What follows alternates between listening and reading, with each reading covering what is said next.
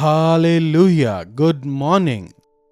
एक और पुनरुत्थान का दिन प्रभु ने हमें दिया है, तो आइए पवित्र वचन को परखें, उनकी इच्छा के अनुसार जीने के लिए जो परमेश्वर का ज्ञान हमें चाहिए, जो अगुवाई चाहिए, प्रभु के वचन से हम प्राप्त करें। प्रार्थना। महापवित्र पिता परमेश्वर, जब हम संसार की परिस्थितियों को देखते हैं, उनके समान ना होकर आप जिस प्रकार से हमसे उम्मीद करते हैं, उस प्रकार जीने के लिए हमें अपने वचनों से भरें और प्रिकॉशंस लेकर आपके वचनों के हद में रहने का अनुग्रह हमें दें। प्रार्थना यीशु के नाम से मांगते हैं, आमीन। जी हां, परमेश्वर का वचन हमें प्रिकॉशंस देता है, मतलब चेतावनी देता है, हमें गाइडेंस देता है, अगुवाई करता है, हमें राह बताता है, जिस प्रकार हमें जीना है वह हमें सिखाता है।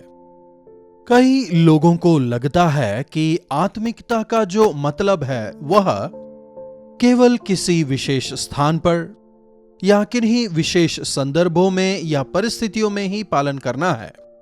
लेकिन एक मसीही जो कि रविवार को आराधनालय जाता है, सोमवार से लेकर शनिवार तक उसका शरीर ही परमेश्वर का मंदिर है जानकर परमेश्वर की इच्छा के अनुसार उसे जीना सीखना होगा। हम जब इस संसार में जीते हैं, मसीह यीशु के लहू के द्वारा हमारा उद्धार हुआ है, यह हमें नहीं भूलना चाहिए। इनको देखकर, उनको देखकर यदि उनके समान जीने की इच्छा हमारे अंदर उठती है, मतलब हम यह भूल गए हैं कि हमें मसीह के लहू के द्वारा खरीदा गया है। हर रविवार बिना फेल चर्च जाने को अपनी आदत बनाएं। उनकी आराधना करना, उनकी स्तुति करना, प्रभु के प्रेम को ध्यान में रखकर एक दूसरे के साथ प्रेम में बने रहना मसीही कहलाने वाले प्रत्येक व्यक्ति के लिए काफी आवश्यक है। थिस्सलुनीकियों को लिखी गई पहली पत्री उसके 4 अध्याय के 9वीं आयत में पौलुस इस कलीसिया को क्या कह रहा है, देखिए। भाईचारे की प्रीति के विषय यह अवश्य नहीं कि मैं तुम्हारे पास कुछ लिखूं, क्योंकि आपस में प्रेम रखना तुमने आप ही परमेश्वर से सीखा है। भाईचारे का प्रेम, इसके विषय तुम्हें अलग से कहने की आवश्यकता नहीं, क्योंकि आपस में प्रेम रखना तुमने स्वयं परमेश्वर से सीखा है। जी हां, जो परमेश्वर से प्रेम करते हैं वे पड़ोसियों से प्रेम करते हैं। 10 आज्ञाओं को यीशु 2 आज्ञाओं में समेट देते हैं। तू अपने परमेश्वर से पूर्ण मन से, पूर्ण हृदय से, पूर्ण आत्मा से तू उनसे प्रेम कर और अपने समान अपने पड़ोसी से प्रेम कर। तो जब हम अपने आप को मसीही कहते हैं, सबसे पहले हमारे जीवन से जो नजर आना चाहिए वो है प्रभु का प्रेम। उस प्रेम के जरिए नजर आने वाली सहनशीलता, क्षमा करने का भाव, त्याग, धीरज। अगर आज हम बिना प्रेम के जीते हैं, संसार के लोगों की तरह ही क्रोध, द्वेष, अनैतिकता यदि हमारे जीवनों से नजर आती है, मतलब हम भी सांसारिक हैं, हमारे अंदर परमेश्वर की प्रीति नहीं है। यह जब हम वचन पढ़ते हैं हमें समझ आता है। सांसारिक लोग मतलब पतित स्वभाव में, मानवीय स्वभाव में रहते हुए पाप में जीवन बिताने वाले लोग, जिनके जीवन से अच्छाई की अपेक्षा नहीं कर सकते, वे अपनी जबान से कड़वाहट ही निकाल सकते हैं। उनकी भक्ति भी उनकी जरूरतों की पूर्ति तक ही सीमित है। परमेश्वर हैं यह सभी मानते हैं, लेकिन कुछ लोग शारीरिक हैं। वे प्रभु को जानते तो हैं, लेकिन वे आत्मिक परिपक्वता में बढ़ने के बजाय जो शारीरिक चीजें हैं, जो शारीरिक लाभ हैं, उन्हीं के पीछे वे दौड़ते रहते हैं।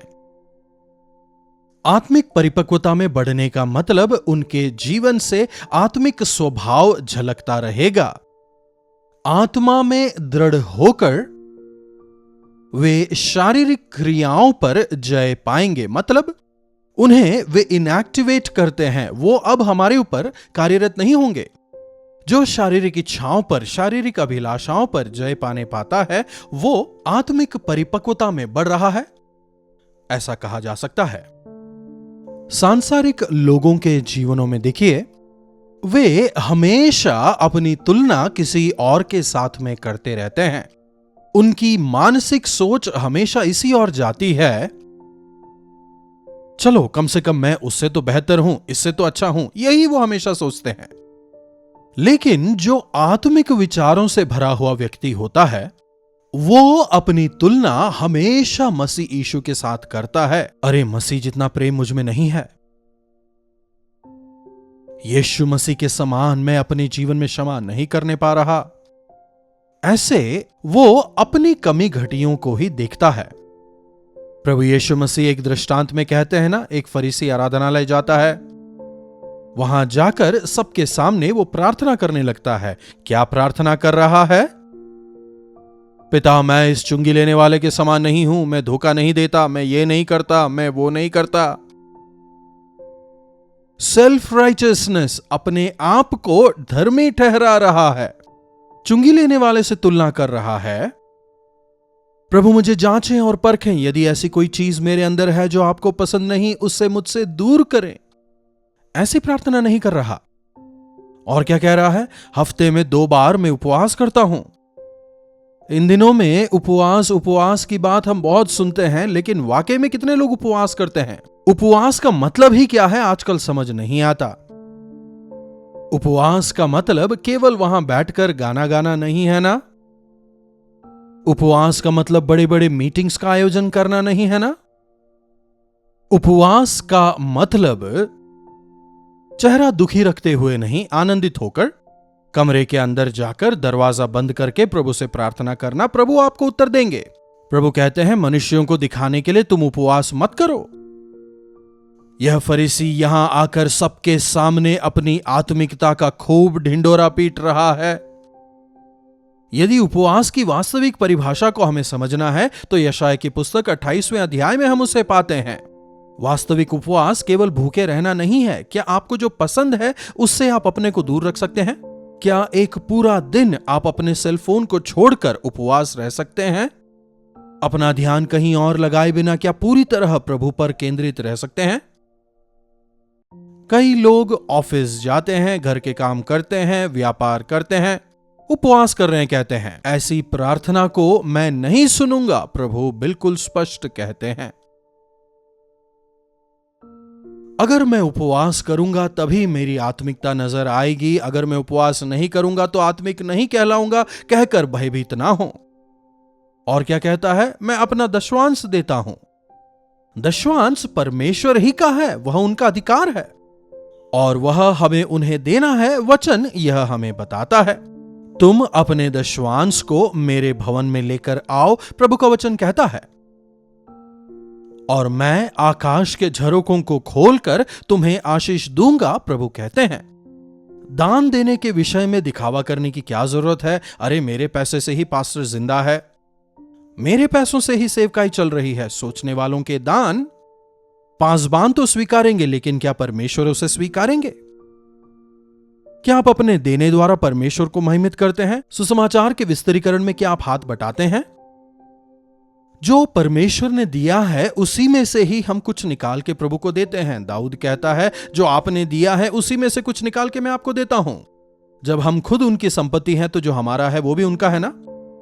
हमारे पिता ने अपना प्रेम दिखाते हुए अपने प्रेम से हमें जीने के लिए कुछ दिया है। हम लोग भी जो हैं प्रेम से अपने बच्चों को थोड़ा बहुत पॉकेट मनी देते हैं ना? जब बच्चों की बात आती है हम लोग उसमें हिसाब किताब नहीं लगाते ना? प्रेम का कोई हिसाब नहीं होता।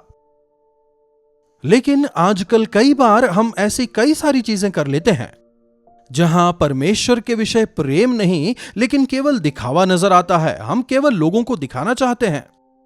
लेकिन जो चुंगी लेने वाला था आराधनालय के अंदर तक आने को घबराता है, दूर खड़ा होकर दिल की गहराई से प्रार्थना करता है, पिता मैं पापी हूं, मुझ पर दया करें। पास में खड़े हुए फरीसी को देखकर वो जलता नहीं है। अरे उसको देखो, सफेद कपड़ा पहन के कितना अच्छा दिख रहा है, मैं क्यों ऐसा हूं? मेरे पास तो कुछ भी नहीं है, मैं ऐसा हूं, मैं वैसा हूं।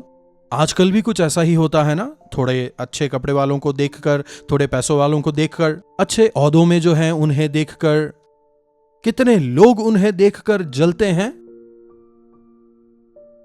दुर्जनों को देखकर तुम मत जलो, प्रभु का वचन कहता है। दूसरों के साथ अपनी तुलना मत करो, प्रभु का वचन कहता है। प्रभु के सानिध्य में जब हम जाते हैं, हमें अपने आप को परखने की आवश्यकता है। कर लेने वाला परमेश्वर के पवित्र प्रकाश में, प्रभु मैं पापी हूं, मुझे क्षमा करें, कहता है। और वचन कहता है वह चुंगी लेने वाला धर्मी ठहराया जाता है। क्या आज हम प्रभु से प्रेम करते हैं? क्या प्रभु के नाम से अपने पड़ोसियों से उसी समान प्रेम करते हैं? प्रभु हमें क्या सिखाते हैं? जिस प्रकार मैंने तुमसे प्रेम किया, तुम अपने पड़ोसियों से प्रेम करो। भाईचारे के प्रेम के विषय तुम्हें लिखने की आवश्यकता नहीं। प्रेम करना तुमने परमेश्वर से आप सीखा है, और सारे मक्की दुनिया के भाइयों के साथ तुम ऐसा करते भी हो। आज संसार भर में देखिए, कई सारे हमारे संगी विश्वासी जो हैं, विभिन्न स्थानों में प्रताड़ित किए जा रहे हैं।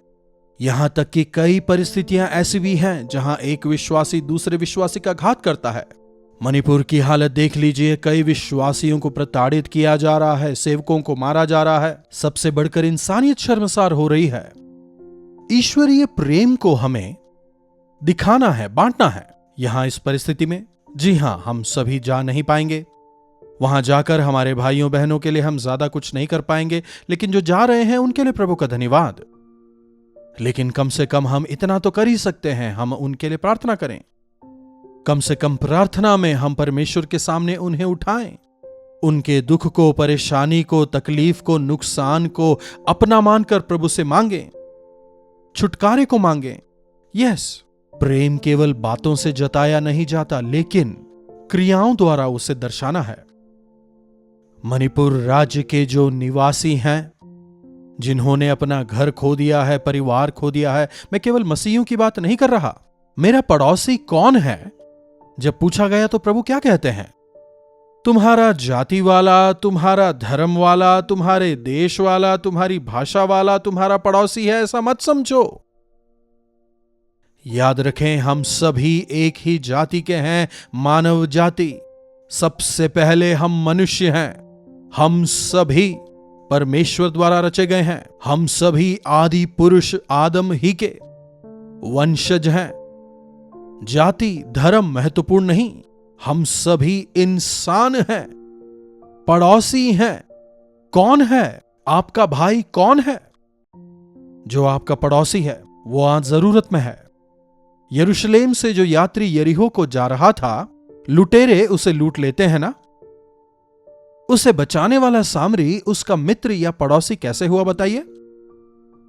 दोनों का आपस में कोई संबंध नहीं था, लेकिन ईश्वरीय प्रेम से उसने उसका ख्याल रखा। बिल्कुल उसी तरह आज जो लोग हमारी आंखों के सामने परेशानी में हैं, तकलीफ में हैं, अपमानित हो रहे हैं, वे चाहे जो भी हों, जिस भी जाति के हों, जिस भी धर्म के हों, यीशु मसीह सबके प्रभु हैं। इसीलिए हमें उनसे प्रेम करना है, उनके लिए प्रार्थना करना है, उनके लिए परमेश्वर के सामने हमें विनती करनी है।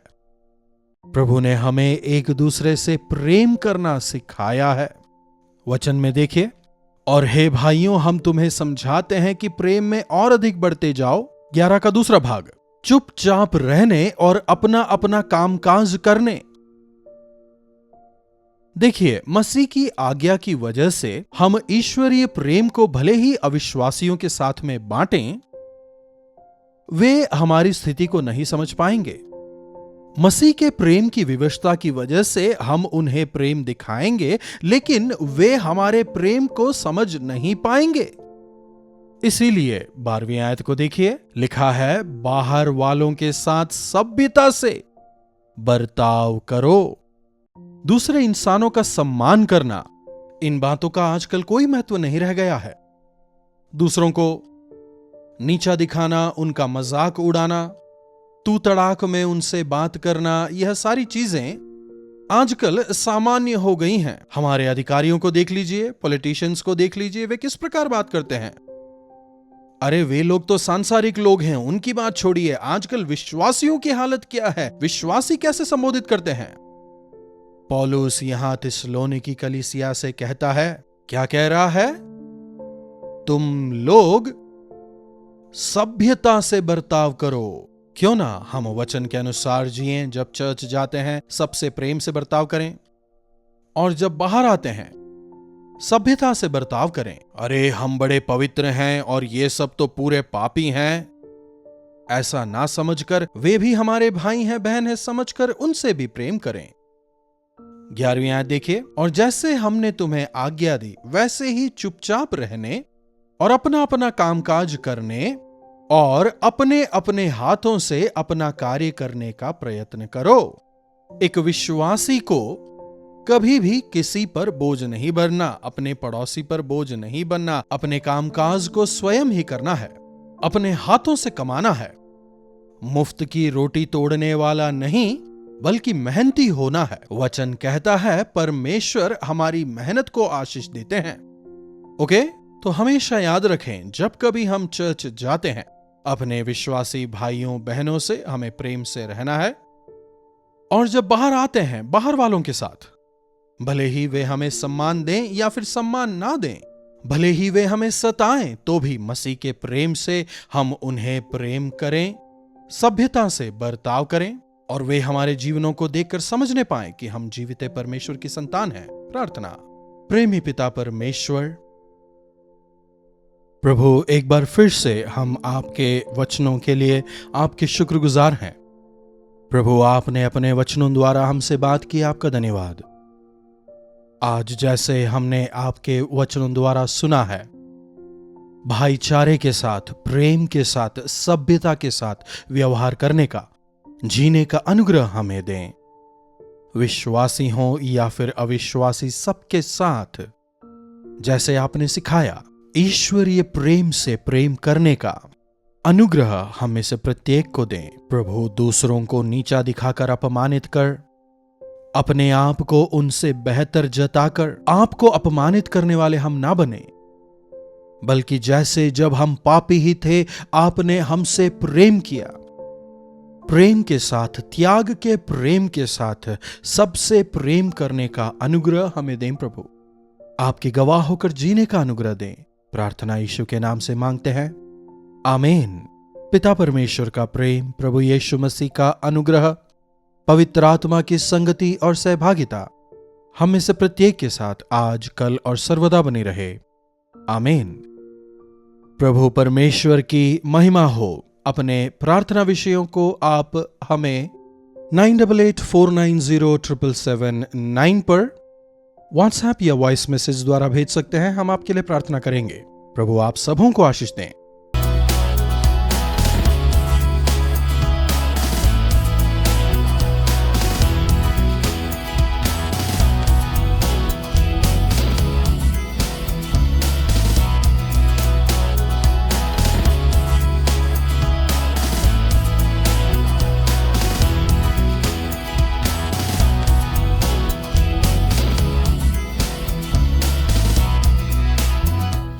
कलवरी दर्शन, ये है प्रेम के दर्शन, यीशु प्रेम के दर्शन।